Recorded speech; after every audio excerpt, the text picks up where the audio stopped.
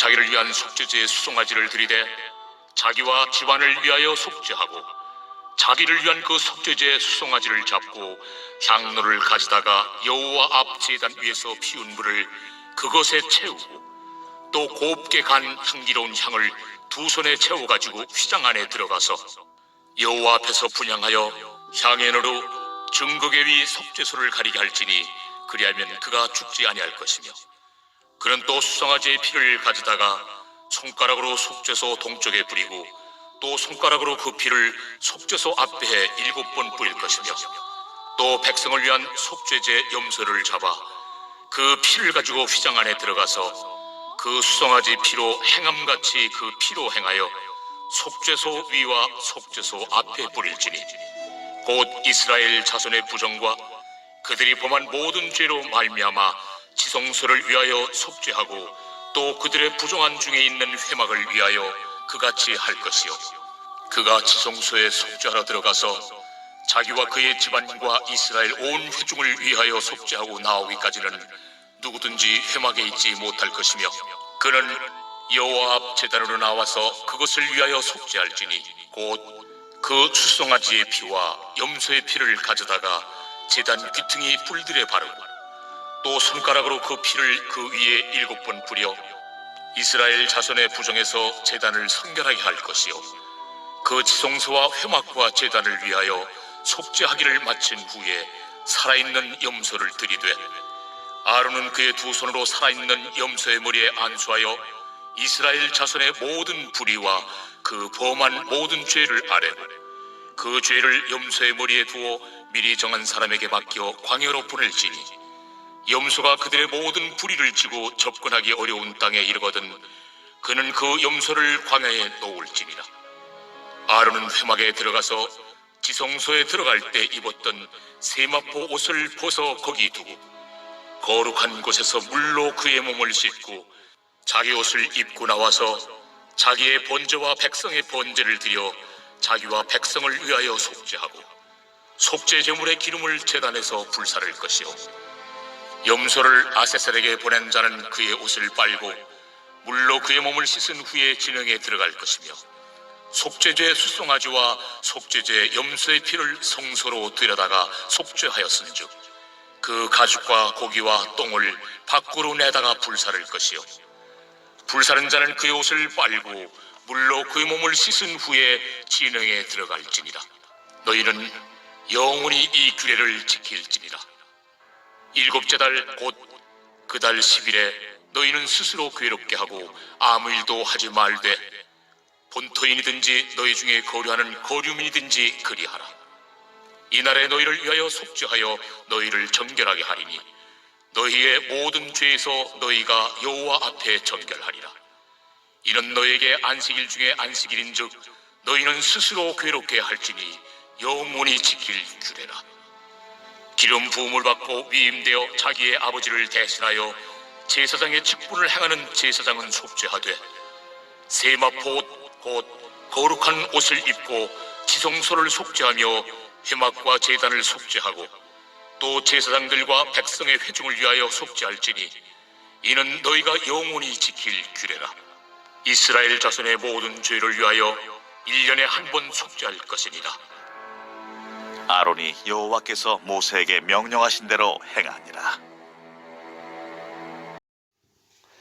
어제 본문인 레위기 16장 1절에서 10절까지는 대속죄일을 준비하는 과정이었다면 오늘 본문에서는 아론이 실제로 대속죄일 그 규례를 행하는 모습이 자세히 소개되고 있습니다.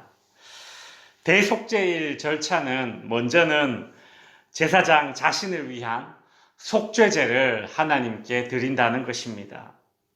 제사장도 철저히 하나님의 은혜가 필요한 존재입니다. 하나님 앞에서 제사장이라고 해서 특별히 더 내세울 것이 없습니다. 대제사장이라고 해서 백성들보다 좀 더 나은 조건에 있는 것이 아닙니다. 백성들을 위해 제사하지만 그 역시 하나님의 은혜가 필요한 존재이고 하나님 앞에 하나님의 은혜가 아니면 나아갈 수 없는 그런 자였습니다. 신자가 세상의 불신자들을 보면서 가져야 할 마음의 자세가 이와 같을 것입니다.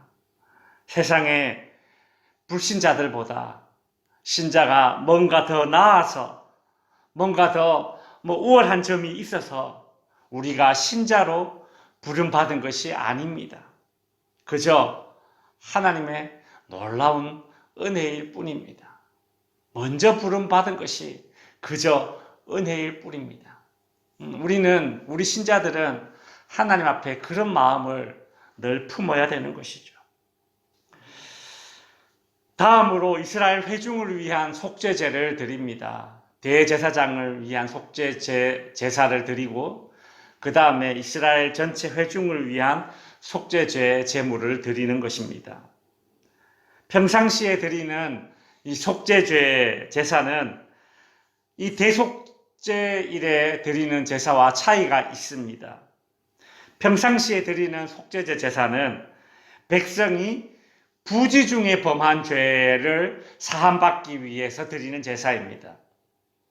부지 중에 지은 죄라고 하는 것은 모르고 지은 죄, 혹은 의도가 없는 실수로 지은 죄를 부지 중에 지은 죄라고 합니다. 그래서 속죄제라는 것은 부지 중에 지은 죄를 하나님 앞에 용서받기 위해서 드리는 제사였습니다.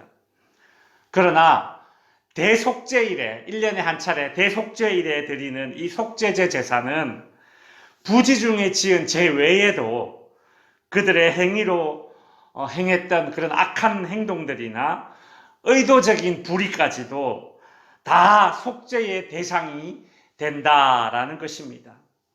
그래서 16절에 보시면 곧 이스라엘 자손의 부정과 그들이 범한 모든 죄라는 말이 나오죠.